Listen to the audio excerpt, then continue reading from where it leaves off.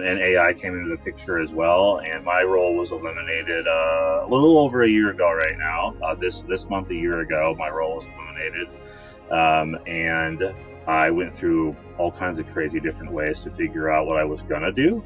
About AI because I just started a headline with they did a lot of massive layoffs because Marketing situations I've ever seen is AI right now. welcome everyone to Politically High Tech. I am not dead.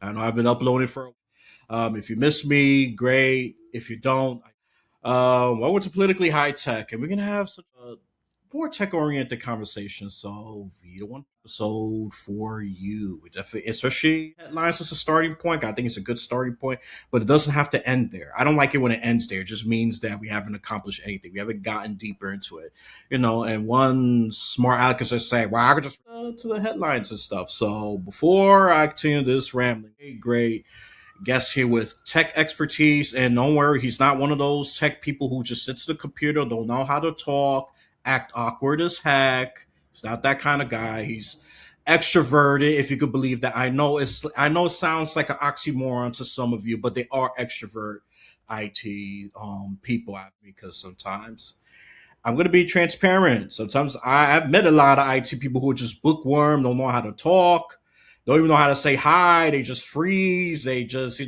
compute malfunction, just over agreed. So I don't know. Ryan Drumheller is not that kind of person. Okay. So I'm going to do that and I'm going to have him introduce himself. But before I do that, he's a host of do that a lot. I do decline a lot of podcast invite because I just don't see myself as a good fit. One of them was about health. I said, look, I'm overweight. Do you want me to talk about health? Are you crazy? I got that much self awareness. I say if I come in there for comedy and parody, fine, I could do that. I can make fun of myself, but I'm not a credible source for that. You got to know when you're credible and not credible. Or I could just be there just for entertainment. I'll definitely be there for entertainment, but not as a legitimate source, people. All right. I could teach you how to be lazy. I could teach you how to be smart on that. I could teach you how to think politically. That I'm comfortable doing, but not health. Come on now. So, but we're not going to talk about health here. So let's welcome Ryan Drumheller. And he has over 2 decades of experience of IT and leadership. And he's going to talk about how technology could impact people and teams and businesses. I'm sure you want to hear about that, right? Because I'm sure many of you heard in the headlines. I'm going to give you just a generic pattern. Oh, after all the massive layoffs, they're rehiring people because they just realized they drain their own talent out. And actually, AI is costing them even more money. Those are some of the headlines. You could just insert whatever big business there, and then But you know what? I'm gonna shut up now. I'm not gonna have him introduce himself. You know what? Go introduce yourself. Show off your credentials. Feel free to plug in anything. So go right ahead. Thanks for having me. It's great to be here, and yeah, really looking forward to the conversation. And I hate doing the spiel, but I guess we'll do the 20 years in IT. I think the last 13 or so in leadership. Oh, geez, where to begin? I have over 170 certifications between IT, leadership, business, you name it. There's reasons for that we can get into or not get. I just said work, and there's better ways to go about it.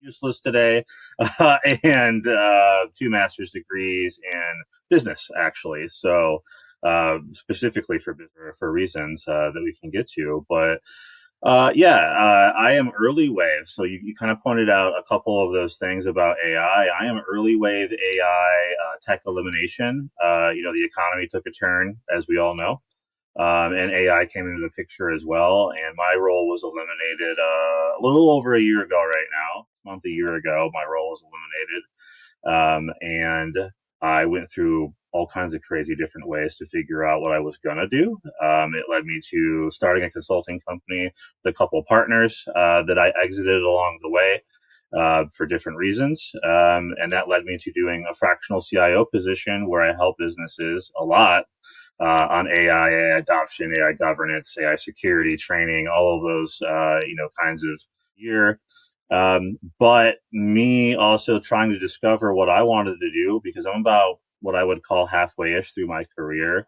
I had to figure out a lot of things. So I don't just have a fractional CIO business anymore. I'm actually starting believe it or not, a W-2 position in about 3 weeks, as well as launching a golf software company. So I have my eggs spread across multiple baskets, learning from multiple layoffs in tech to not have all my resources in one. And we'll learn from that. But a lot of things going on, so to speak, as well as a golf themed IT leadership and career journey book that'll be coming out towards the tail end of the year. I've got it in a rough draft already. So yeah, a lot of things. So I'm looking forward to talking about all things tech and all questions. All right, look at that. He's not gonna get an award for the shortest intro. There's already like five people that impressed me with that. So really, I had to kind of press this. Hey, come on, show me quick. This is your time. Come on, this is a bragging rights time right now. People want to know why you matter. Why should I listen to this one? Some people just that part always stomps me. I said, come on, show off. Trust me, we're gonna get to the good stuff. But I have no problem doing it. Extroverts are show offs. I would say I'm a bare introvert. I barely qualify as introvert. I do love my me times, and there's times I can't stand people, and there's times I love people. So I'm an ambivert, leaning slightly on the introvert side of things. So I'm a little different there. Yeah, believe it or not, I know I have a podcast. I know I talk to people. That doesn't mean I'm a introvert or ambivert. People just assume I'm an extrovert. Some people just assume that. No. When I was a kid, yeah, but kind of changed. But I'm not going to get into that. So I want to start with this because I just think a lot of businesses, no matter how big and the small ones, I mean, we talked about this off air that they can't afford this mistake. Once they do, they're as good as dead. Not being dramatic, I'm being real serious. And I do feel bad for mom and pop shops. I got soft heart for those businesses. So, what do businesses get wrong about AI? Because I just started a headline with they did a lot of massive layoffs because of they're correcting. I just think it's greed, but that's my opinion. And then now they have to rehire these people because they realize, well, I don't know how to use these AI tools. It's actually costing me even more money. How ironic. But what are they getting wrong? That's just my question with AI. What are the businesses getting wrong? Yeah, so I think one of the best marketing situations I've ever seen is AI right now, because businesses see those headlines, leadership, decision makers. They're seeing all those things that we all see as well, right? And I don't know how much they're interacting with these tools. It's always a variance when I come into contact with these individuals. But most of the time they're like, oh yeah, we just get AI and we put it in and it'll make our business better. It's not as easy. You just get AI and throw it in, and your business becomes better. You need to actually have a plan. It's interesting that when we talk about AI, a lot of the businesses are kind of forgetting what made them intelligent, like what intelligent business leaders make decisions on every day, right? They're looking at the monetary equations, they're looking at the ways that to bring back the best ROI. And when it comes to AI, it's like it gets thrown out the window in a lot of these situations because we don't have a project plan, we don't have a what are the quick wins, what are the long-term objectives, what's our training plan, what's our governance, but they don't have any of these things. And when they start contacting individuals, it's normally one of two things that I see, which is either they've tried on their own and they didn't get anywhere, they don't know what they're doing, and they're admitting like, okay, we're not sure what to do, or it's definitely not working. With bad data in, bad data out, you might have heard some of those equations. And when I just talk to businesses, I talk about you don't want to set something up and start using AI and start putting bad data in. And I compare it to like a glass of mud. You wouldn't drink that glass of mud, right? No, you want it to be a glass of water or a glass of your favorite beverage. Well, how many glasses of water now do I need to pour over that mud before it becomes water again? And that's essentially what it's like with AI when we're putting bad data in, because you're starting to train off from that. And to get it to move away from that, it's a bit hard. So, yeah, I mean, businesses come into play and they think that they can just buy whatever tool and it's good to go. And we just forget all of the basics. So they're a little bit surprised when I come in and I go, I really don't care about the tools. I don't care at all about any conversation around tools. We'll have that convo, but 80% of what we're going to talk about before we get there has nothing to do with that. It has everything to do with, okay, what does your business do? What are the things that you know inside of your own business that you guys are the smartest about of what is very manual, right? Let's look for those very quick wins. What do we know that AI is actually good at? It's really good at repetitiveness. It's really good at scanning things, looking at data, creating algorithms, whatever that is that we really don't even want a human to be doing every day. Like we don't want a human to be sitting there hitting a button 200 times a day and it's the same button every day. Like nobody's getting satisfaction over that. So if we can take that job or that position or whatever is happening, automate that and let somebody now oversee the process from a human standpoint, and then take those humans that were doing that and maybe we reapply them across the business. Maybe it's ways that they can help make more money. Maybe it's ways they can help with customer retention or customer issues or other areas in the business where we're short staffed and now that we can maybe train them and to gain those actual skills they can go help those areas. That's typically the best ways that I see, especially on initial, AI conversations. And it's another point that is interesting is you're not only talking to these business leaders on the first calls when they're bringing somebody in. It's just the business leaders typically. And one of my first questions are like, you guys have like, your favorite staff, your right hand people, the individuals that you hired to get a competitive advantage against your competitors, right?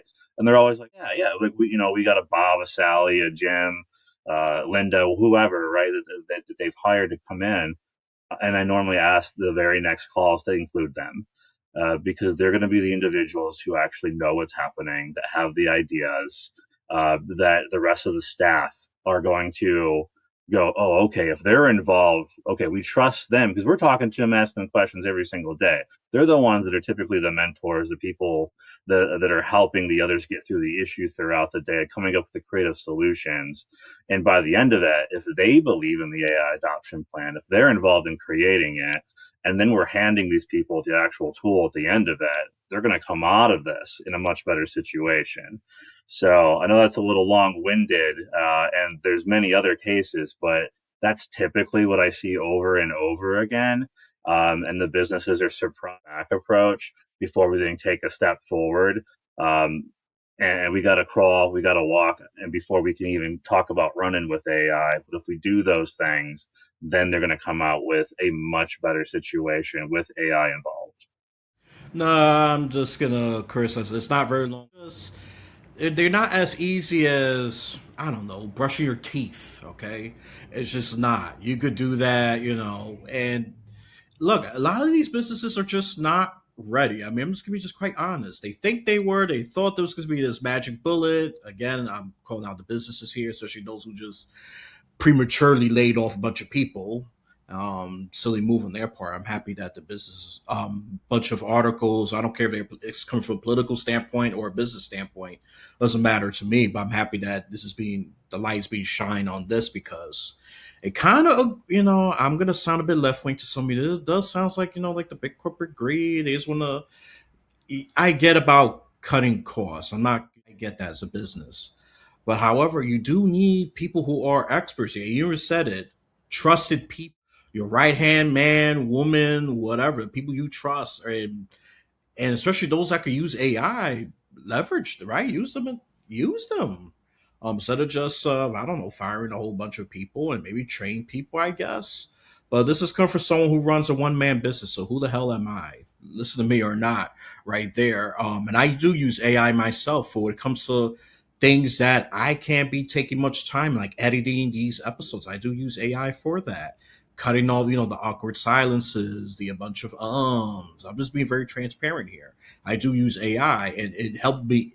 It helps me because I am doing a whole bunch of stuff. I'm doing volunteer political work, and I have a day job. So I definitely need AI. Forget it. I would have crashed out, burned. Maybe I'll be dead from exhaustion. Being a little dramatic, but AI is useful. Okay, it's a tool, And it's the people behind it that's really the problem. The AI just cannot operate on its own, even though they tried a couple of times. And, I don't want to get into that Terminator Doomsday territory there, but it did act up a couple of times, and AI even created their own restricted chat network that banned humans. There you go.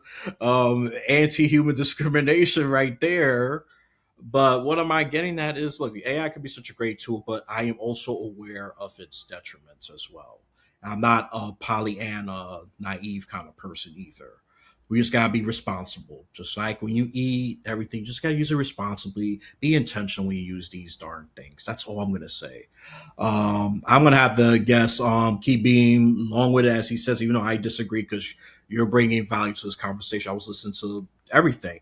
Long wind's like, yeah, like maybe, possibly. Oh, yeah, that's like, okay. What the heck am I doing here? Shoot me, please. You're boring me to death. It's rude. It's a waste of my time. Then, yeah, I will become such a. Yeah, then I'll be very immature and I'll start getting snippy.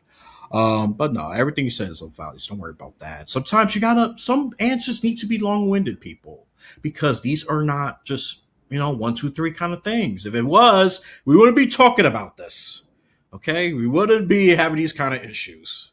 So that's all I'm saying. I'm preaching to the choir. If you have brain cells, you've been low and following. But for those who are new, love me, hate me, I'm still gonna be me, and you can just X this out if you don't enjoy it, because this is not for everybody, and I don't want people who are just gonna come here just to say a bunch of nonsense. I probably egged you on, and look, you could put all the hate comments. I'm just gonna ignore them. I'm just gonna be like, oh, okay, that's nice.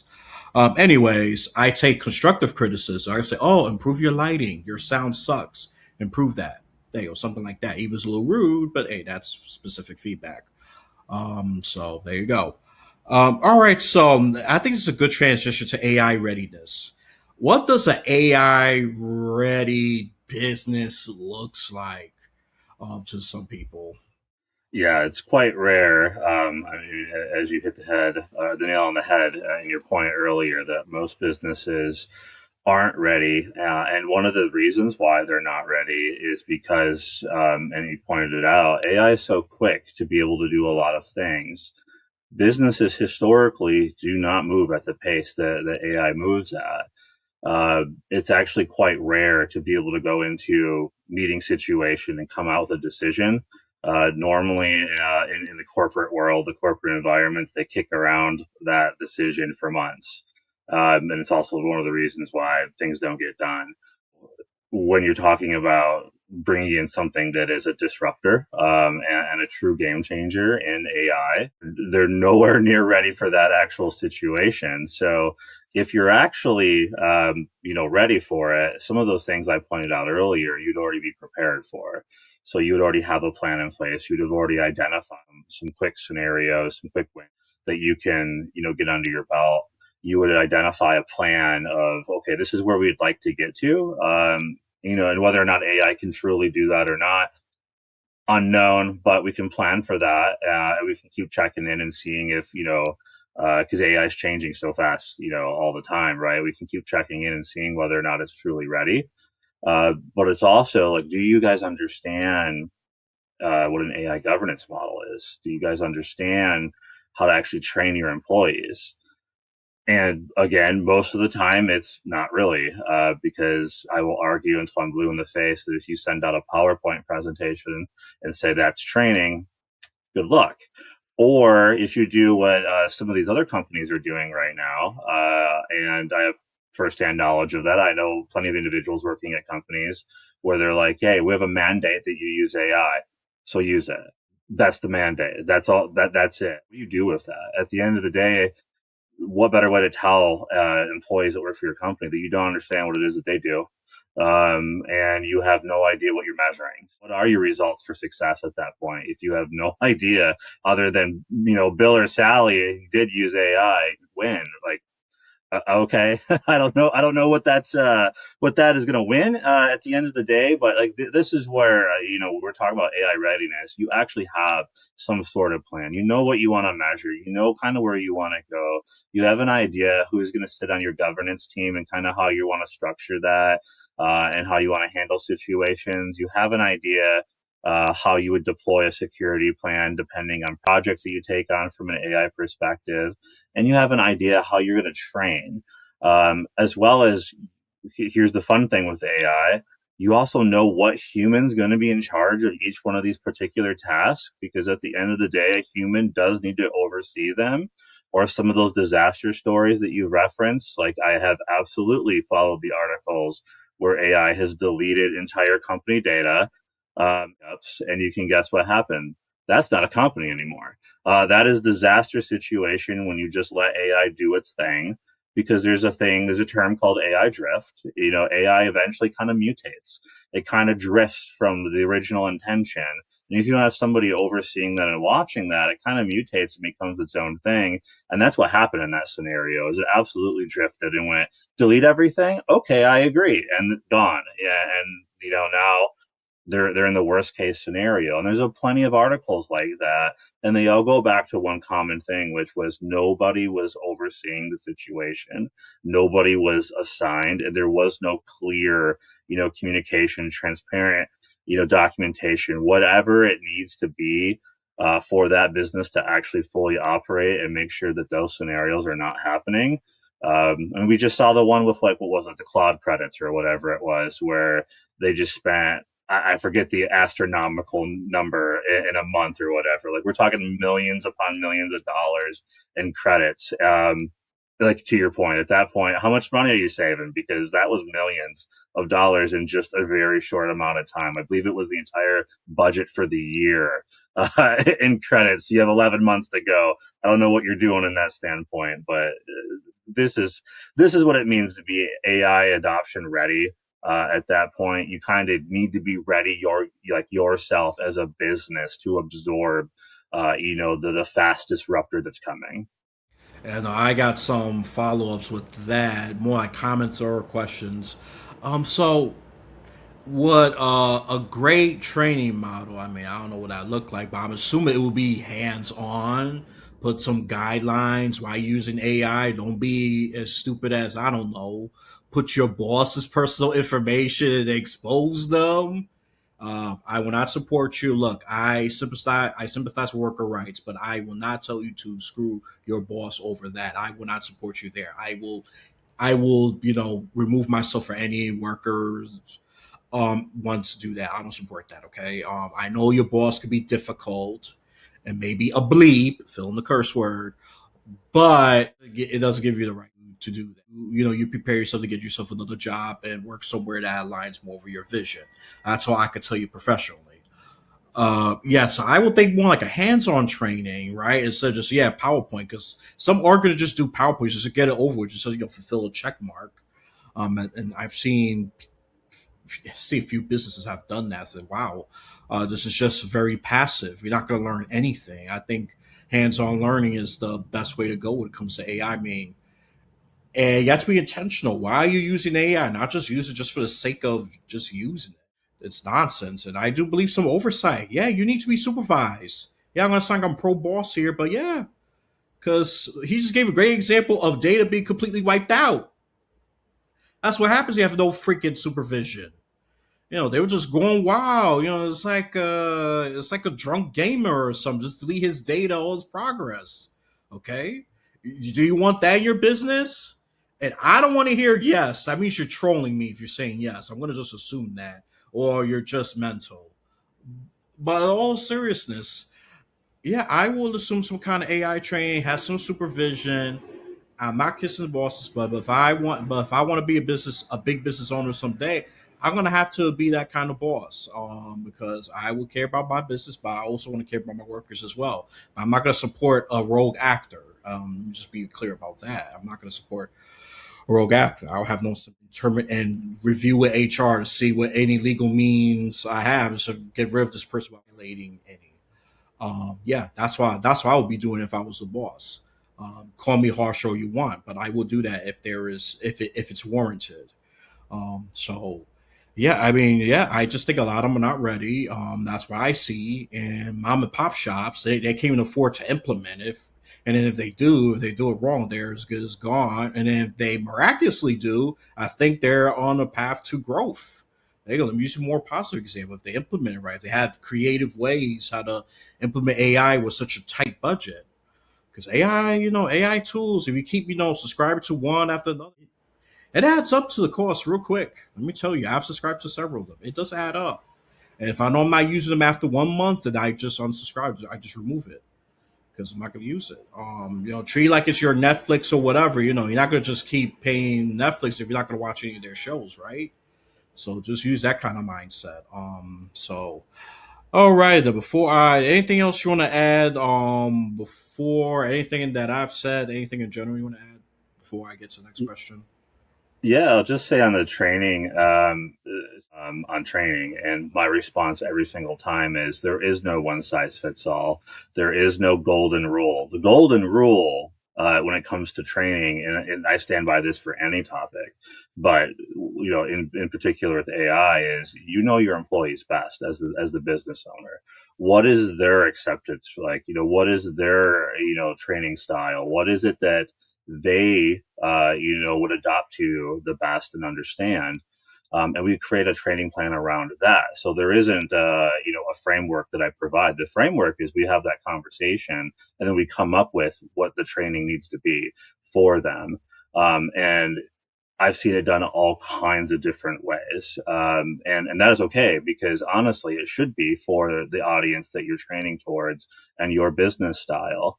And one of my favorite ones was they actually brought in a comedian to give the training. And what better way? Like, I guarantee they never forgot. How many trainings we sat in where we're like, I think I fell asleep. What was happening? Like those kind of trainings where now you have this kind of train. I mean, and that's what worked. That's what they chose to do, and that's what worked for them. And then some of the best successful situations, again, assign somebody so that after that training, or if they have questions that maybe we didn't account for, things change. It's like, oh, okay, I see Joe is assigned to, go ask AI questions to. And then that way he can field questions, and then he has, an outlet to take to that AI governance board to say, hey, we're getting these kind of questions, these topics. Maybe we need to add to this, enhance on that. You create a feedback channel, you create a feedback loop. And then one of the other points that you pointed out was really around the AI security portion of that. So yes, absolutely train on what things you don't want dumped in there, but also plan for those situations to happen. So make sure that you're actually, as a business, going in and securing your platform in such a way so that you're not or leaking any of your trade secrets. And I always use the example, like, what if the Coca-Cola formula got out for Coke? Good luck. Now everybody has Coke, at the end of the day. So they're no longer that brand. You don't want that situation happening to you.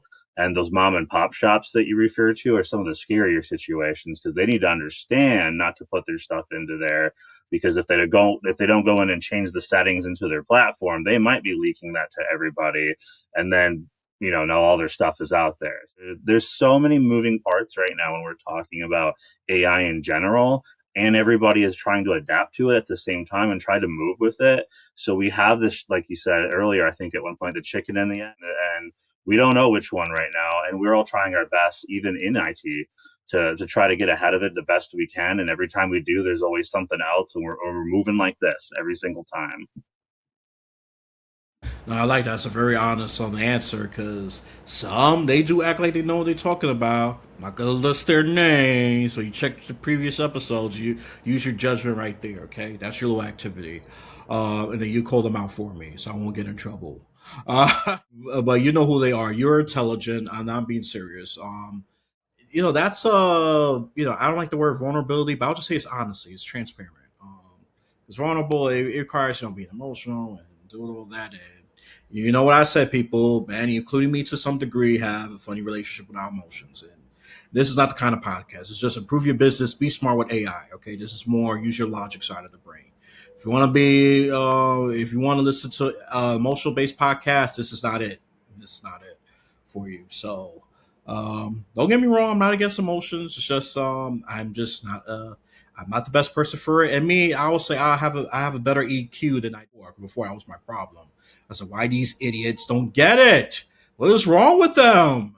I would have been yelling at these businesses, but now I just shake my head, just like, typical.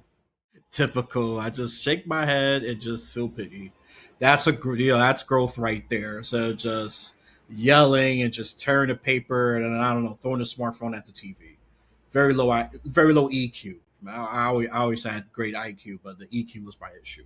So I had to work on that because a lot of people told me that. And if you had told me that I was in my teens and 20s, I would have been more than happy to curse you out. So there you go. That's all you need to know right there. Growth is possible. Learning is possible. Just don't be stuck on stupid. Okay, just that's what I'm gonna say. And it sounds harsh to some of you, but just if you stay stuck in your ways, you're the problem from there. Okay, and you want to be part of the solution, not the problem. And that's what I'm trying to do as well. And trust me, it's painful to grow, and you have to make some changes that you're comfortable with. But you know what? It's going to be worth it at the end. Some changes are. I am not going to lie to you. It's very hard, because we operate on routine and habit, and we like things to go our way. Come on, that's part human. But if you want to grow, if you want to get better, and even make some more green moolah, people, change is the way to go. That's what I'm going to say from there. So now to the advice part. I think you already touched on a lot of them. But anyone who is getting into tech, or even business, who have some leadership or not, I'm just going to make it more open. What advice should you give to them for those who are just working with AI, rather they are in leadership or in, if you can, fellow worker as well? Yeah, I think the leadership side is, well, quite honestly, it's been something I've been talking very heavily about in the past few months. It is a dedicated chapter in the book that I'm writing because I, quite frankly, am not happy with where IT leadership or even some of the business leadership stands today. I think we have a lot of room for improvement. And the AI topic that we're talking about is exposing a lot of this stuff too, to the point where it's obvious that we need some changes. So as a leader, my belief is if you take a title, and there's a difference between a title holder and a leader, and it's my belief that if you take that title, you have a responsibility to be that leader, which means that you don't just show up for work every day and go home. That's great. I wish I could do that some days, but that's not what the leadership role is. You need to invest in the humans. You need to invest in listening to what their desires are, where do they want to go, figure out why they come to work every day. And it's easy to say the paycheck, but there's a reason they keep coming to that place. There's a reason why they keep showing up here. And what are their aspirations for their careers? Where do they want to go? And help them get there. Like remove the roadblocks, maybe find somebody if you're not best suited for that particular topic. And I've been in every single one of these situations. I've had people that have absolutely left my teams and still message me to this day, and they're elsewhere. And it happens, but that is what being a leader actually is. Being a leader means, especially in IT, that you continue to upskill, you continue to get educated. I don't know how in the world that you can be in IT and say, oh, I don't really stay up on technology anymore. Then what good are you to the business? Because you're giving false advice and bad advice at that point. And you're probably costing your business millions of dollars potentially. And I was so fed up with it at one point, I actually sat down with AI and helped build a bad leadership calculator and what bad leadership cost you as a business owner and why you need to actually make sure that you hold them accountable. You need to hold your leaders accountable at the end of the day. And then, as a trickle down effect, then your leaders hold the individuals that, are under them that they're responsible for, they hold them accountable. And it's a trickle down effect, and that doesn't mean be a dick. It means actually just make sure that everybody is trying to do their best. You're getting the actual time, and you get to do that in as well. But you're trying to make sure that everybody is learning, everybody has a safe space to be able to ask questions, they have a safe space to fail. That might be a controversial topic, but I think failure is some of the best growth that you'll ever see. And there's times and place for failure. I will also say that those times where we absolutely cannot fail in this situation, but there'll be plenty of situations where you can take the risk and you can let them learn and go, okay, what did we learn from that? There's countless stories I can tell you about how we failed something or something obvious that shouldn't have happened did. And we came out of that now with a better way of going about it, a different mindset, a different thinking, mindset going into it. Um, I have a lot of opinions on leadership. When we're talking about the actual individuals who don't hold the titles, I'll call that doesn't mean that you're not a leader. You can be an absolute leader at any stage of your career, and there's just different ways about how that's viewed and what it looks like. But you can be a leader by coming in every day and having the best attitude you can, understanding that you're human. We have good days and bad days, but if you have more good days than bad days, that's a win. But if you come in and you try to go, here's a situation I would teach my individuals that would work for me in an IT capacity, because from an IT perspective, they always focus on the technology, but they never ask questions about the business. So some of the first things I always do is go, hey, let's go have a conversation with marketing. Let's go have a conversation with sales. Let's have a whatever business unit and let's learn what they do. Why is it that they are trying to do whatever particular thing that you've complained about in the future or in the past of the business forcing us to do this?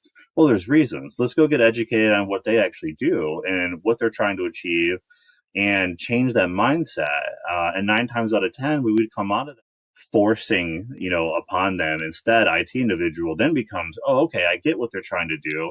Well, now I'm creative. I've got 3 different ideas of how we could do that. And now we can have conversations with the actual business. And that's one way that you can become a leader, because now you're looking for your teammates, your partners in a different silo. I hate silos, like breaking down silos, but a different business unit. Now you can have a conversation about how you're making their lives better every day. You're figuring out stressors that you can remove. Maybe you uncover that they're spending 2 hours a day doing something that they didn't know. They just knew that they had to do it every day. And you went, wow, I could automate that, or I could make that better for you. And now you have 2 hours more to go make us more money. And now you've taken IT from this cost dump. Typically, IT is used as it's a place where we just dump money into. They don't actually make money. Well, I always try to challenge that and change the narrative to show, hey, my people over here that are the quote unquote not the leaders, right? But they're over here actually making money for your business because they're allowing your marketer 2 hours more a day to go market, or your salesperson 2 hours more a day to go make sales. And we can have something that's measurable. So there are multiple ways every day that anybody can come in and have the right appropriate mindset, have a helpful mindset, and just try at the end of the day and understand that different stages of your careers are different, opportunities that you can go a little bit further on. But I guarantee you that if you're that helpful individual every day, you try your best, you got people that are going out of their way to try to talk to you, or they're coming to you now for your opinions or your thoughts because we have a history behind of all the great work that you've done over time. When those roles and those positions open up, or if they're looking to get somebody ready in case Joe might get promoted to something else, because now we feel like we have an in-house person that is ready to go ahead and assume the mantle for the next role, they're going to look for you. And if they don't, that's okay. That just gets you more ready for the opportunity wherever it is at the end of the day. And now you're going to have a lot of different individuals that you can go to and ask for recommendations that you've all helped, that you have made their lives better for. So very long-winded, very passionate about this particular topic, and definitely have an entire chapter dedicated on leadership, another chapter dedicated on mentorship, and how those two things are different as well. Again, I disagree with the word long-winded. It's valuable stuff. Long, I well, I would call it rambling if it was non-valuable. Oh yeah, I think you should do this and that because of blah blah blah. Maybe probably if you use all these tentative words. I said okay, this is enough. I'm bored to death. I'm gonna claim unofficial ADHD and just get angry and use a premeditated excuses to end the conversation. But that's not the case. You have a lot of value. You even point out some interesting things give room to fail. I mean, I'm not advocating repeated failure like I have with Riverside. Call them out. That and they failed 3 times in a row. Okay, that's it. I'm done. I'm done. I gave you 3 strikes. You're out. That's my mentality. I give chances. I believe in second, even third chances, but after that, I'm done. I'm done. This is now you just to me is stuck on stupid. You're disrespecting me. You're wasting my time. Okay, I use Riverside because that's what I used to use. Now I'm using a different tool for that, and so far I think Async is doing that. It has just about everything that I need. And don't get me wrong, I like that because I think people are just afraid to fail, and that's why they get all stuck and hesitant, and that's why they take too long making decisions that could cost them either money or even errors that could have been avoided because they didn't feel confident just to do that. And then and the failures reveal specifically and what we need to improve on. So it's just maybe it's this, maybe it's that. It's not a theory. You have a practical, specific way to go now. You know you're great at setting up the technology. Maybe you had to tweak one part. Maybe or maybe the presentation failed because you're focused so much on the money, not on the human aspect of things. Yeah, and that's true. Focus on the human aspect of things. That's the biggest irony of all this. It's still very human, despite what the priorities have been misguided. If I want to be kind, I would say silly if I want to get a little cynical, but I'm going to stop right there. I'm in a good mood today, so I'm not going to go for say already for my long time listeners, and you will laugh to say, "Uh oh, he's on his mood again." But all of seriousness, though, I like that, and even those who don't got the leadership side, that's another point that I find interesting is that they could be leaders too. So they're just gonna do let's go to 9 to 5, trying to stay alive. Okay, I did everything. I'm just gonna sit there and do nothing. I don't want anyone coming to me. But he said be a problem solver for another team. Like sales. Maybe sales suck at technology. Maybe you can help automate some of their things. Maybe like scheduling appointments, for example, is their big issue because once I'm not available on Friday afternoon. Are you kidding me? I'm thinking about going home to see my family. And I said, but my Wednesdays are all packed. The other person says, and you have something that can automate that. Just find the best times they have it. Boom, and they're right there. Something like that, because that's something that's repeatable that could be automated. So yeah, those are some good advice. For business people, this episode is so for you. Just I hope you're listening. For the political, spiritual people, I love you, but this is not up. Trust me, I'll have plenty of content for you. You're not going to be left behind. It's just this is all for business, especially on the IT. There's no chat, is there? Say all I lost was audio. No, can't. Do you want me to? Do you want me to like leave and come back? Would that help? Can't hear. I can see you. I can't hear you. Unfortunately. Okay. Oh wait, there we go. Now I can. Okay. Yay! Yay. There you go. Well, Perfect. Okay. all right. So, I didn't hear your okay. question, but I'm happy to pick up where you were going and just make it an Oh, well, easy I edit could for you. summarize it, which is better. I was talking about how let's see, where can I start? About failing forward, how failures could expose what we could learn specifically instead of just a theory, and about how people who don't have leadership titles could be a leader and they could be problem solvers to other divisions. So, enhance collaborations. I'm with you. I'm anti silo as well. I was just adding on to it, and I was encouraging the business people of this podcast to listen. I mean, that's all I've really said. Other than I'll see if I cut this part off or not. I'll see how that goes. Once I do the edit, this one I gotta just do an extra scrutiny on that one because of what the hell happened. That's okay. No, no worries, no worries. I We'll just say wanted to make post. sure, like, I could see you talking, I just couldn't hear it, so I was just waiting until you stopped to not interrupt. No, yeah, you could have. Yeah, I'm just gonna do like an extra scrutiny on that. But that's the first time this happened to me. This is. It again, it happens. Podcast over here, everything under the sun has happened for me. It's all good. Yeah, yeah. So that, yeah.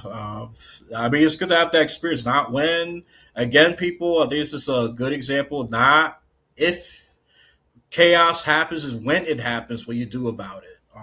Ideally, you don't want it to happen. I get that, but reality has some curveballs, and one's gonna have to be ready. You could just panic, or just quit and run away, or you could just solve it right there. And it happens at big events. I have helped. I have worked in events, and what it tells me is when hiccups happen, be ready to solve them. Not just run away, not wishing them to go away, because it's not that's not going to happen. I've helped support big events, so I know what that's about. So people is not if it's going to happen, is when it's going to happen, and what you do about it. That's the main takeaway. That even applies to IT as well. I'm sure I'm sure plenty of technology got its mood and has its funkiness that doesn't want to cooperate. So what are you gonna do? You gonna help? Can you troubleshoot on your own? Great. Or you ask for help? Great. Whatever you do, try to do something instead of just running away and panic. Okay. So that's what I'm gonna say about that. Uh, Anything else you want to add? Yeah, I mean, I think the interesting thing about like the failure topic in particular is you can, like you said, learn a lot from that. You can measure what happened. Is it the first time, second time, third time, whatever it is on that particular topic? What did we improve and come out of that with? What kind of skills? Like you can learn a ton from that, right? As well as what not to do. You'll be quicker now to learn what not to do, but here's another controversial one. You might learn that that particular person isn't fit for the team or the company, and it might be a quicker way for everybody to part ways and move on. And sometimes that happens.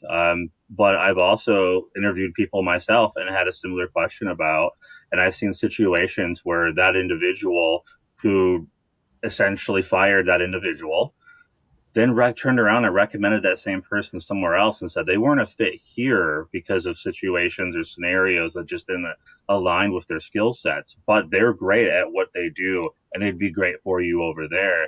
And I thought that was an amazing thing that they went out of their way to do.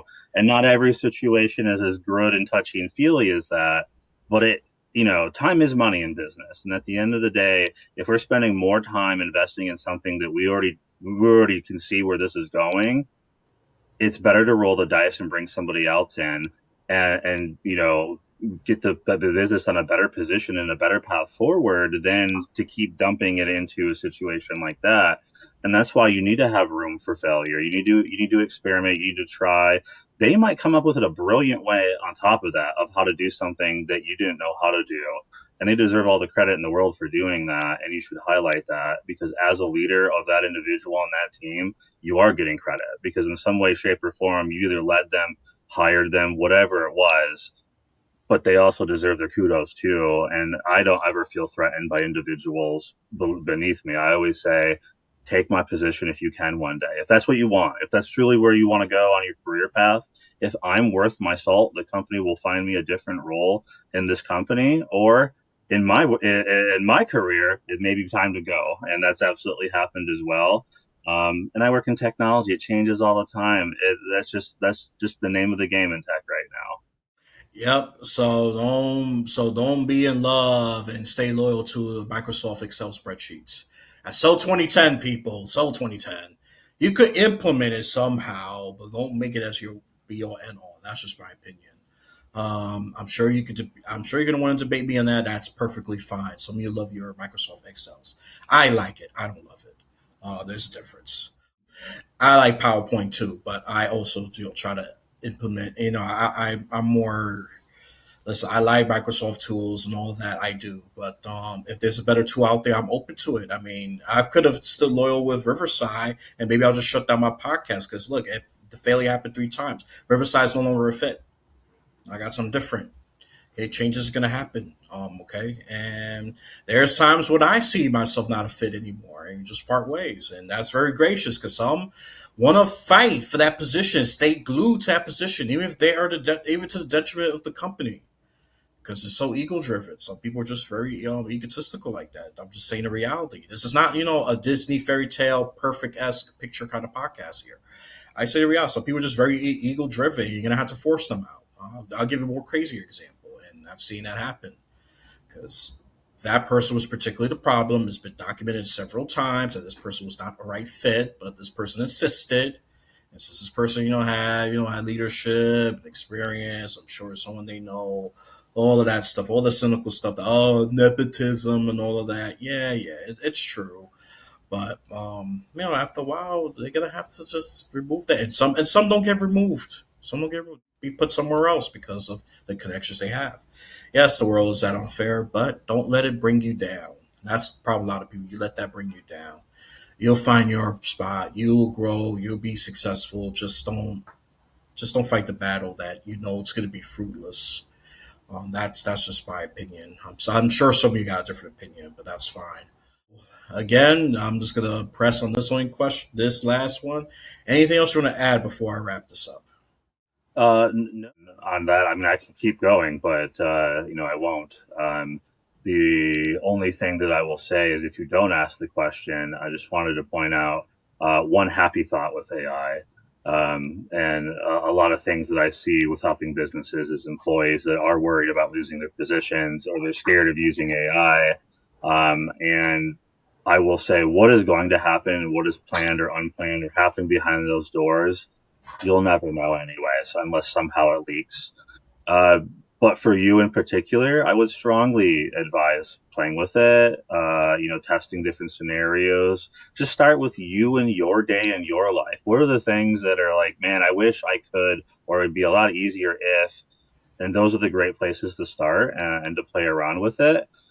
Because at the end of the day, it's not going anywhere. It's only going to be more ingrained. And the more you fight it, the least likely you are going to be to a company to want to actually stick around in that environment. And they probably won't take you. They'll take the individual who actually, plays around with it. And I will say that one of the happiest thoughts that I have right now with AI is it is one of the most creative time frames I've ever seen in the technology space. And as a kid who does have, as an adult who has ADHD, but as a kid who has AD or had ADHD, and also wish they could draw. And it probably would have allowed me to drift off in my thoughts, and then, not act out and do all those crazy things. I never could. So IT is a space that I gravitate with that fulfilled. But now with AI, I actually am feeling like I'm drawing because my visions and my creations are coming to life. And it's through me, it's through my creativeness that I'm coaching it to do and build and all of those things. But that vision's coming to life and I am able to draw. I would say play around with it, get invested in it. Whatever's happening in companies is what's going to happen. Some are good, some are not. Some companies are telling the truth, some are not. I call out some of the bigger companies who are using AI as a scapegoat to obviously cover up for some of the facts of what they're doing. That's not true. AI, I can tell you many stories of many nights that I've had, that I've said some naughty words in the prompt to go, I've told you 18 times now to do this and you still haven't. So you can't prove to me that AI is at a point where it's actually going to take a lot of jobs. It will take some of the repetition positions, and it quite honestly should. We should adapt and evolve, and actually do human like functions. And that's a good thing. And as a human, change is hard, but change is inevitable. True that, and this is my old saying: use AI or your career dies. At this point, it's coming back. It's a throwback. I was saying that a lot 2 seasons ago. Use AI or else your career dies. Okay, and that's even more true than before. Okay, if anything, it's just gonna come back every once in a while. I used to say that almost every tech episode I have. That was my little gag, if you want to call it, or catchphrase for the tech side of this thing. But it has a lot of truth to it. So love me, hate me, it's true. I love you back. Maybe I don't know. Depends how I feel. I'm a little bipolar, I'm a little crazy, but yeah, no. But AI, look, I use it for things I'm not good at. Art, such a great art tool. I suck at art. I'm bad at art. But I'm appreciative of great art. AI is such a great tool for that. Learn how to organize my schedule. I'm learning how to use AI on that because I realize I'm a mess with that. I see some conflicts. I even put one schedule at Sunday midnight by accident. I said, "Oh crap! I got to change that." So, just I would say fulfill your weakness, but make sure you're the driver of it. You know what you want. You know what you need help with. You know who you are, and then play with it. Just experiment. That's all I could say. It's if anything, it's going to be more implemented. I'm sure. Look, during the COVID, it was mostly just what text. Now it got pictures, and now it does videos. It'll automate some things. What it's going to do next, I don't know. Maybe create holograms. I don't know. I'm sure it's already been done in prototype stages or in limit, or probably more in a limited fashion.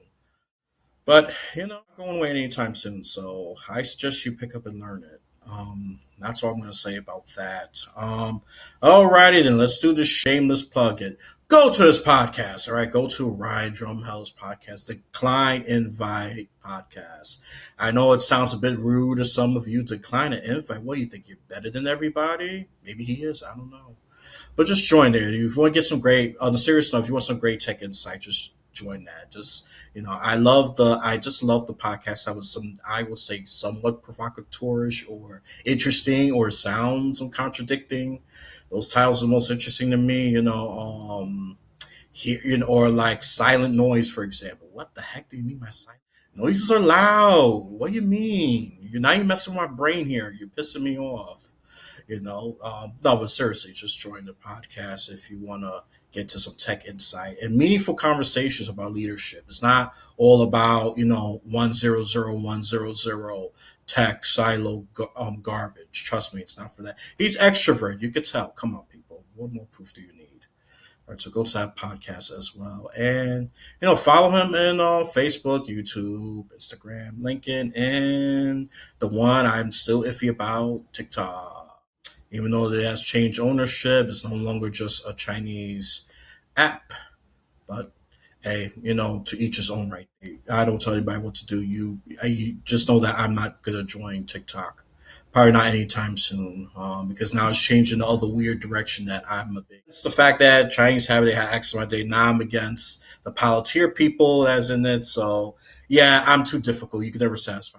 I'm an impossible customer at that point. So alrighty then. Oh, thank you so much, and you have a great day. Oh, one more thing, people. Just have a blessed day, afternoon, or night.